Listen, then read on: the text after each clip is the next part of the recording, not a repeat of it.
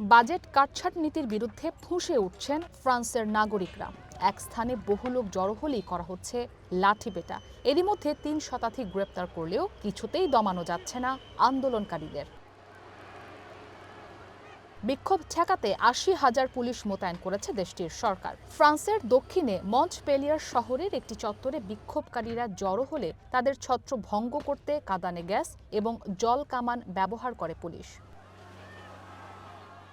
এদিকে বিক্ষোভ চলাকালে রাজধানী প্যারিসের একটি রেস্টুরেন্টে আগুন দেয় বিক্ষুব্ধ জনতা। পরে ফায়ার সার্ভিসের কর্মীরা আগুন নিয়ন্ত্রণে আনে। ভবনে আটকে পড়াদের নিরাপদে সরিয়ে নেয় পুলিশ। বিক্ষোভকারীদের উপর লাঠিচার্জ করলে কয়েকজন বিক্ষোভকারী গুরুতর আহত হন।